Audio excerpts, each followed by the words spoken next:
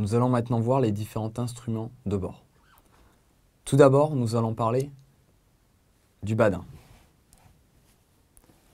Le badin permet de mesurer la vitesse. Il en existe en 3 différentes unités. En km/h, comme celui-ci, en nœuds, et certains sont en miles par heure. Il faut remarquer différentes choses sur ces badins. Tout d'abord, un trait rouge. Celui-ci désigne la VNE. C'est la vitesse à ne jamais dépasser.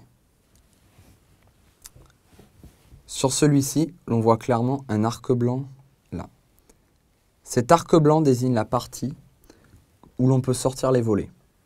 Ici, à l'extrémité basse de l'arc blanc, nous avons la VSO, la vitesse de décrochage volet-sortie.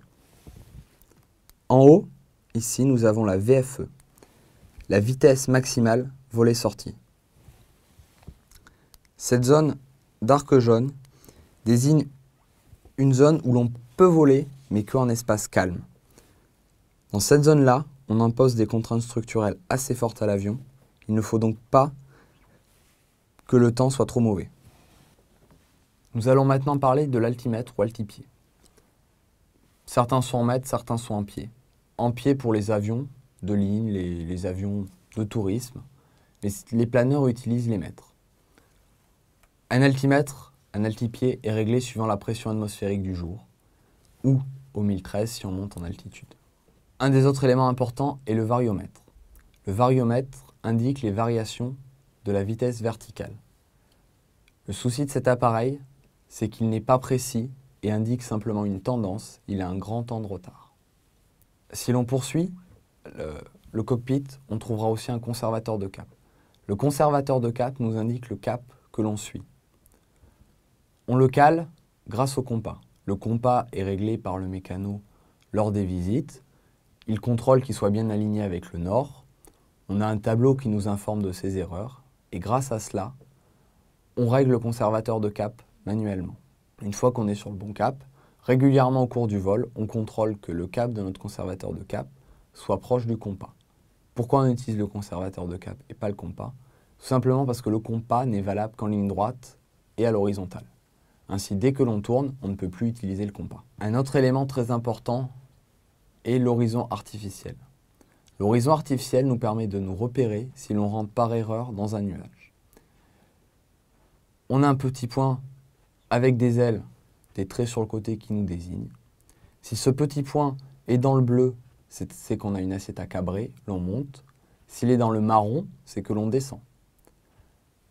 S'il est tourné vers la droite, l'avion tourne à droite. S'il est tourné vers la gauche, l'avion tourne vers la gauche. Sur cette photo-là, l'horizon artificiel est au repos et on peut voir qu'il n'y a pas de tendance qui se dégage. Si l'avion était en vol, on pourrait dire qu'il tourne très légèrement vers la gauche. L'indicateur de virage nous indique qu'on tourne. On ne le trouve pas sur tous les appareils car il est redondant avec l'horizon artificiel. Lorsque l'on s'incline à droite, notre petite maquette d'avion va s'incliner vers la droite. Lorsque l'on s'incline à gauche, notre petite maquette d'avion s'incline à gauche. Sur cet instrument, on retrouve aussi une bille. Cette bille permet de contrôler la symétrie du vol. Nous allons maintenant parler des instruments qui permettent le contrôle du moteur. On retrouve plusieurs instruments. Le contour, tout d'abord. Sur nos avions légers, les moteurs à piston, les tours max, c'est environ 2500 à 2700 tours minute. On va aussi retrouver un témoin de pression d'huile avec une zone orange, verte et rouge. Il faut lors du vol que l'avion reste dans la zone verte. On retrouve aussi un indicateur de température d'huile.